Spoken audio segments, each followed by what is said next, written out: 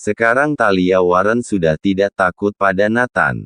Tetapi, dia merasa bersalah pada Jordan, dia masih takut untuk melihat Nathan.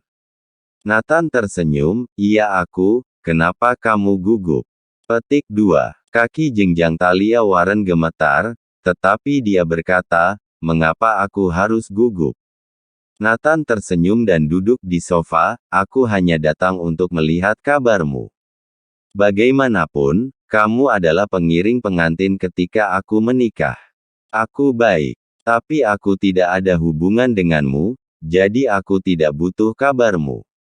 Lagi pula, aku sibuk jadi pergilah sekarang."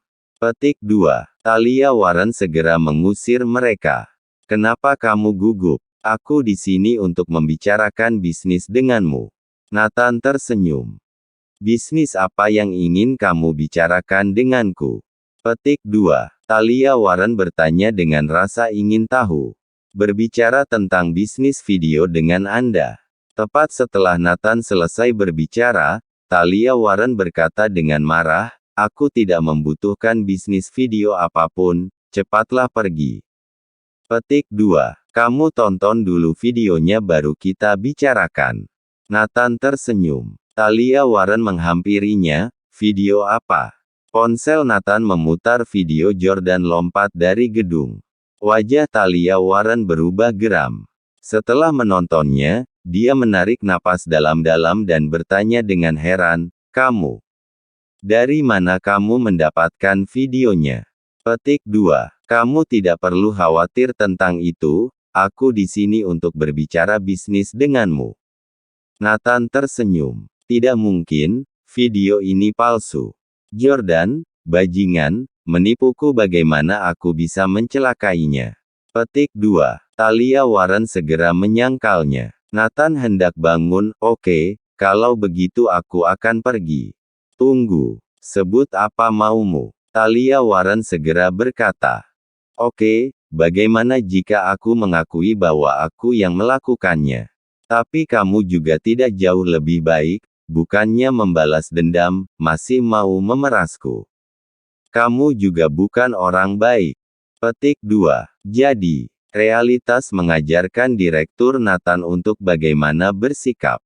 Mau memeras sejumlah uang. Dalam pandangan Talia Warren, Nathan saat ini baru saja dibebaskan dari penjara, dan dia ingin memeras uang untuk bertahan hidup. Dia tidak tahu, Nathan hanya ingin bermain dengannya. Satu harga, 1 triliun. Nathan mencibir. "Apa? 1 triliun? Kamu gila. Kenapa kamu tidak memeras keluarga Clark?" Talia Warren berkata dengan marah. Nathan tersenyum, "Video aku sebar, keluarga Clark memiliki kemampuan untuk menyelesaikannya. Bagaimana dengan kamu?" Petik 2. "Aku." Talia Warren panik. "Tapi 1 triliun terlalu mahal, aku tidak setuju," kata Talia Warren. Nathan tersenyum, "Dalam video kalian ada berempat, masa berempat tidak bisa mengumpulkan 1 triliun? Aku hanya memberi waktu 1 hari. Jika aku tidak melihat uang besok pagi, aku akan mempublikasikan videonya.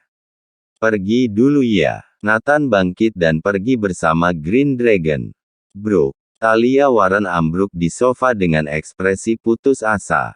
Walau dia sekarang adalah Direktur Prime Entertainment, 1 triliun tidak mungkin, bahkan jika dibagi 200 miliar per orang, itu akan sangat sulit. Petik 2. "Tidak. Aku harus diskusikan dengan yang lain." Selanjutnya, Talia Warren menelepon beberapa nomor. Itu adalah orang yang berdiri bersamanya dalam video, Brad Baldwin, Damian Hansen, Mia Daniels. Ketiganya adalah teman yang diperkenalkan Talia Warren. Di dalam hati Jordan, mereka adalah teman baik setelah Nathan. Tetapi orang-orang inilah yang mengkhianatinya. Segera ketiganya datang ke kantor Talia Warren. Ketiganya sekarang juga menjadi direktur dari 3 perusahaan dan aset sangat berharga. Talia Warren memberitahu ketiganya tentang apa yang baru saja terjadi. "Apa? Video?" Benar-benar ada video. Mia Daniels tidak bisa mempercayainya. Talia Warren mengangguk, itu benar. Aku telah berulang kali mengkonfirmasi, video itu tidak mungkin palsu. Petik 2. Artinya, begitu video itu disebar, beberapa dari kita akan terekspos. Brett Baldwin berkata dengan dingin. Damian Hansen mengangguk, ya, keluarga Clark juga akan diekspos, tetapi kita akan dikorbankan oleh keluarga Clark. Kalian semua tahu cara main Edwin. Mia Daniels hampir menangis, lalu apa yang harus kita lakukan sekarang? Talia Warren berkata tanpa daya, jadi aku memanggil kalian semua untuk menemukan jalan keluar bersama. Tidak ada cara lain, kecuali kita menghabiskan 1 triliun untuk membelinya. Kalau tidak, kita semua akan mati. Brett Baldwin berkata tanpa daya. Ya, apa lagi yang bisa kita lakukan selain menebusnya? Damian Hansen tertunduk. Saudaraku, itu 1 triliun dolar, per orang 250 miliar, apakah kamu bersedia mengeluarkannya? Petik 2. Mia Daniels mengingatkan. Tidak bersedia, namun mau bagaimana? Brett Baldwin bertanya balik. Pada saat ini, niat membunuh melintas di mata Talia Warren, ada cara lain. Apa? Semua orang memandangnya dengan curiga. Kita minta Nathan ke suatu tempat dan membunuhnya. Sisi kejam Talia Warren mencuat. 3 lainnya saling memandang dan mengangguk, ya, jika kita membunuh Nathan, kita akan baik-baik saja.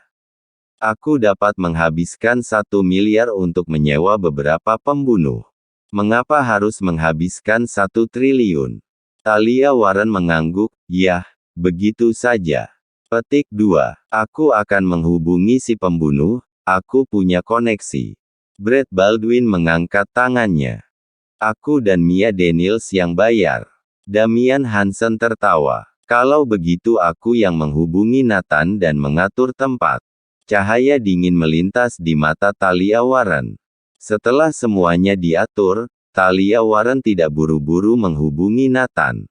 Pada pukul 11 dia menghubungi Nathan melalui telepon. Mer Clark, aku sudah menyiapkan uangnya. Sampai jumpa di Holy Wings Club jam 12. Ingat, aku ingin video aslinya. Petik 2. Kata Talia Warren. Nathan setuju, oke, sampai jumpa. Pada saat ini, Talia Warren dan beberapa orang berada di aula Holy Wings. Holy Wings Club adalah clubhouse yang dibuka oleh Brett Baldwin. Dia memilih tempat ini agar gampang mengatasi masalah selanjutnya. Aku telah mengatur 5 pembunuh handal, masing-masing 1 miliar. Kata Brett Baldwin. Oke, sekarang menunggu Nathan datang. Talia Warren sedikit gugup, tetapi lebih besar niat untuk membunuh. Ketika sekitar jam 12, Nathan dan Green Dragon datang ke sini. Talia Warren menyambutnya di pintu. Mereka masuk ke ruangan. Setelah duduk, Nathan bertanya, di mana uangnya? Bagaimana cara pembayarannya? Namun, Talia Warren dan lainnya tiba-tiba menunjukkan senyum sinis di wajah mereka. Nathan, apakah kamu masih menginginkan uang? Setelah ambil uang kami, kamu punya nyawa untuk menghabiskannya. Wajah Brett Baldwin tiba-tiba berubah, dia sangat marah. Ya, Nathan, kamu benar-benar mudah ditipu. Suruh kamu datang, kamu langsung datang. Damian Hansen tersenyum sinis. Nathan memandang Talia Warren dan bertanya, apa? Apa maksudmu? Nathan cepat serahkan video aslinya. Aku akan mengampunimu. Talia Warren berkata dengan marah.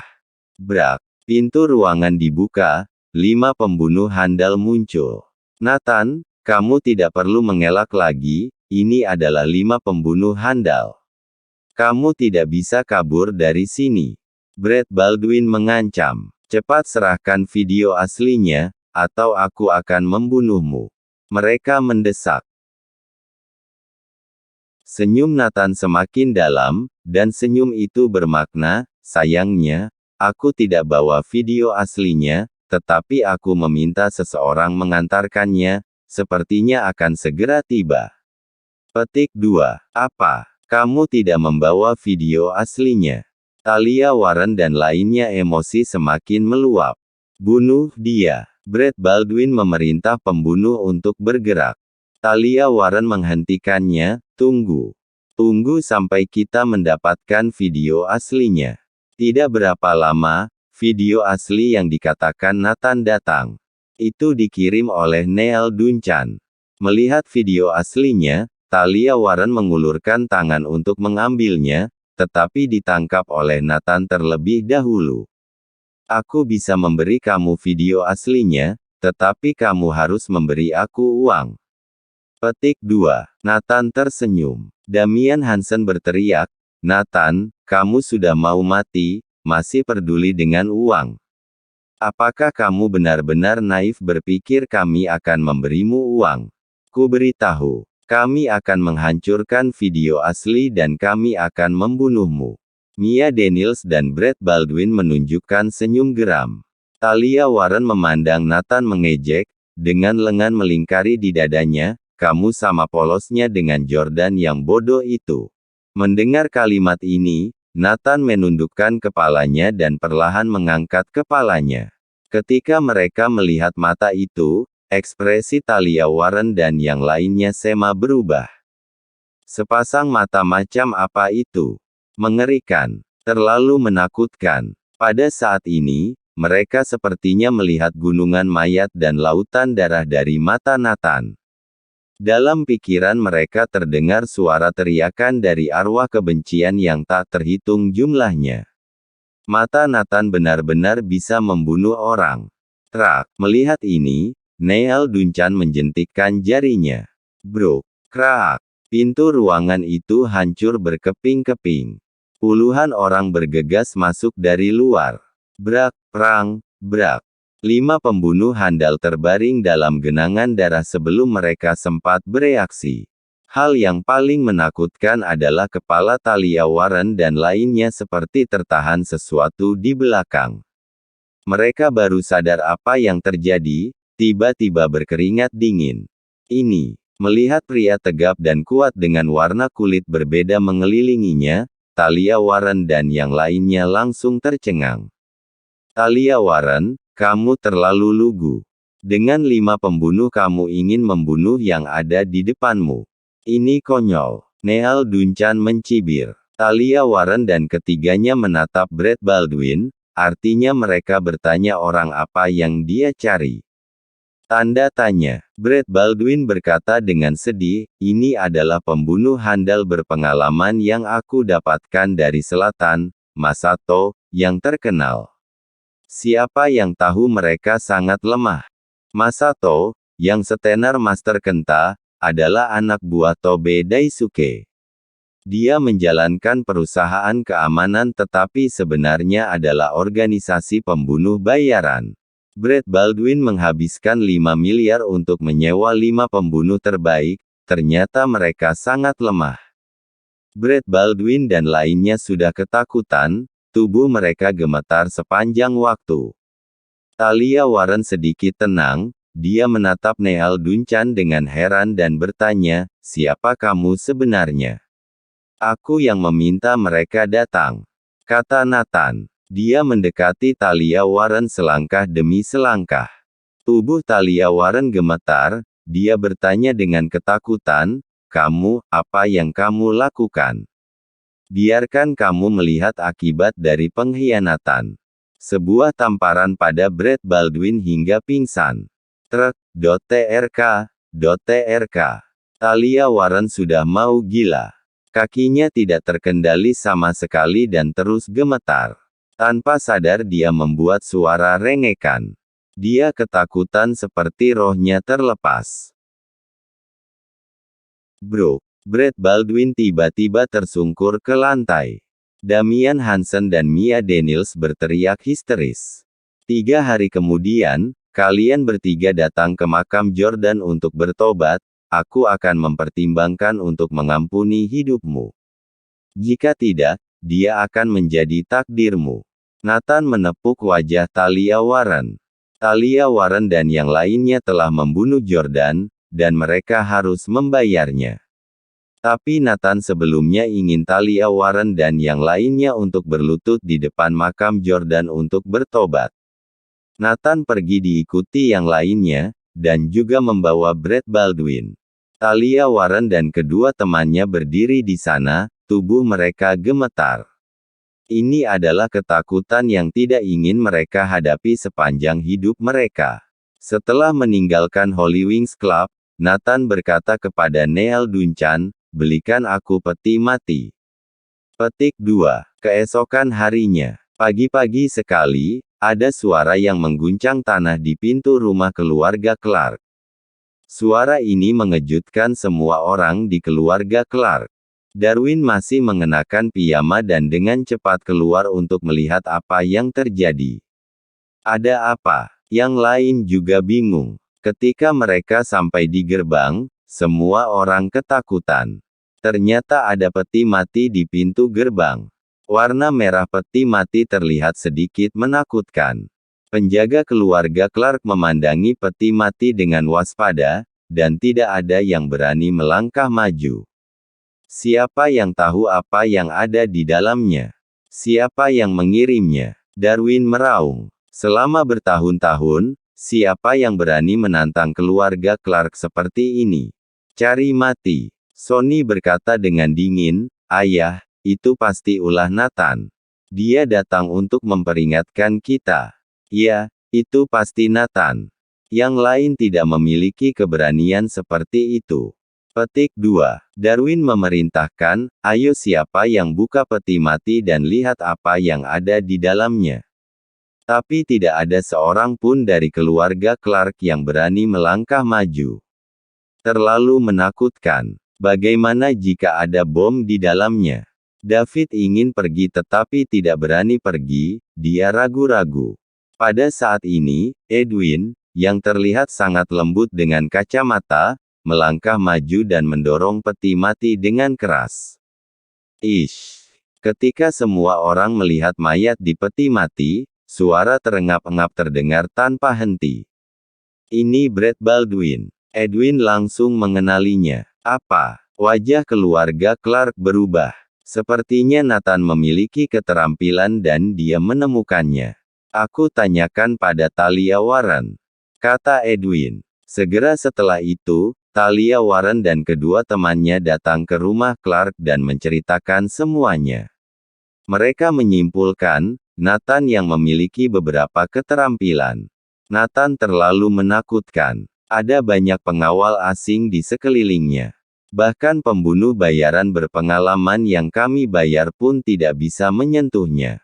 Talia Warren mengingat kejadian itu dan berkata dengan ngeri, apa yang menakutkan? Berapa banyak orang yang bisa menjadi lawan keluarga Clark kita?" Petik 2. David dan yang lainnya tidak peduli.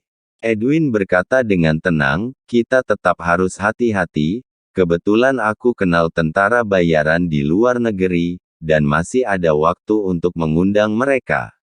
Petik 2. Sonny segera tersenyum dan berkata, "Bagus, kalau begitu Nathan akan mati tanpa ada tempat untuk dikuburkan." Setelah Talia Warren dan kedua temannya tahu bahwa keluarga Clark telah membuat begitu banyak persiapan, ketiganya akhirnya tersenyum. "Nathan berani meminta kami untuk bertobat. Kamu tunggu mati saja. Aku sangat menantikan untuk melihat kejutan seperti apa yang akan diberikan putraku dalam 2 hari nanti." Alfred dan istrinya menunjukkan senyum bangga. Dalam kartu keluarga mereka adalah orang tua Nathan. Tapi selalu perlakukan Nathan seperti anjing. David dan Amy mencibir dan berkata, "Kami berharap waktunya akan lebih cepat." Nathan, yang ada di rumah, menerima telepon dari Kirana dan memintanya untuk pergi ke lokasi konstruksi.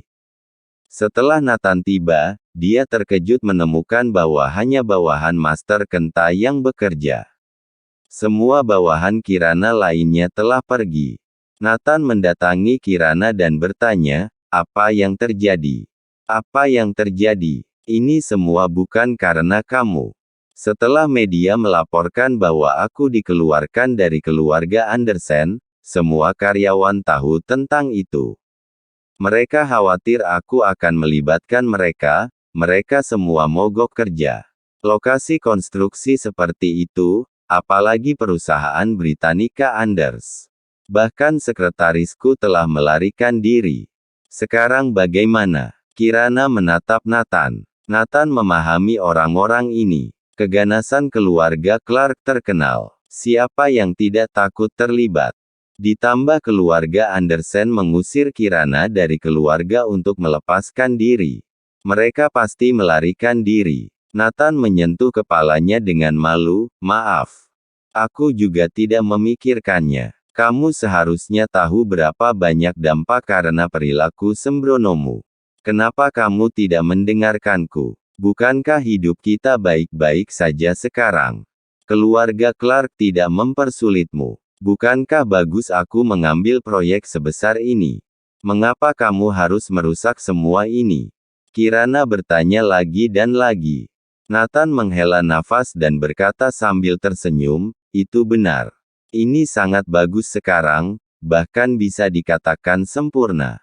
Tapi saudaraku memperhatikanku dari langit. Bisakah aku merasa tenang? Aku, Nathan, berdiri tegak. Aku tidak pernah mengusik orang, tetapi orang lain menghancurkan tubuhku, membuat aku menanggung aib, memenjarakanku, dan bahkan merampok segalanya dari aku. Apa aku bisa diam saja? Kamu juga bisa mengerti prinsipku. Aku tidak akan mengambil milik orang lain, tapi jika orang lain mengambil milikku, aku harus memintanya kembali. Terutama nyawa saudaraku dan kejayaan masa laluku. Aku pasti akan mengambil kembali apa yang hilang dariku, bahkan jika aku terluka sekujur tubuh. Kirana menatap Nathan dengan tidak percaya. Pada saat ini dia tersadar. Ternyata selama ini dia mengabaikan perasaan Nathan. Dia juga harus menanggung banyak hal. Kirana memeluk Nathan dan menangis, Nathan, tidak peduli apa hasilnya, aku pasti akan menemanimu. Bahkan jika kamu hancur berkeping-keping. Dia melirik ke lokasi konstruksi dan berkata sambil tersenyum, dalam 2 hari, aku mungkin akan mati. Apa yang aku khawatirkan? Kata Nathan tergerak, jangan khawatir, Kirana, aku akan menangani masalah ini. Iya, aku percaya padamu. Tampaknya Kirana percaya, sebenarnya hanya untuk menyemangati Nathan. Faktanya, dia tidak berpikir bahwa Nathan akan mengalahkan keluarga Clark yang telah berkembang pesat. Tapi dia siap mati bersama Nathan. Waktu cepat berlalu, dan tenggat waktu tiba dalam sekejap mata. Besok adalah hari yang dijanjikan Nathan dan keluarga Clark, tenggat waktu 1 bulan. Malam itu, Kirana memasak 1 meja penuh dengan hidangan dan mengeluarkan wine terbaik. Setelah 3 putaran minum, Nathan tiba-tiba berkata, Kirana, besok adalah kesempatan kita untuk terbang bebas. Apakah kamu ingin menelepon keluarga kamu? Beri mereka kesempatan lagi. Kamu. Mendengar Nathan mengatakan ini, reaksi pertama Kirana adalah ingin memarahinya. Sampai detik ini, mengapa kamu masih berbicara seperti ini? Tetapi mengingat bahwa dia dan Nathan sama-sama akan mati besok, Kirana tersenyum ramah, benarkah? Apakah kita akan terbang bebas? Ini saat terakhir, biarkan Nathan bahagia. Mohon like dan subscribe channel ini, agar channel ini terus berkembang. Terima kasih.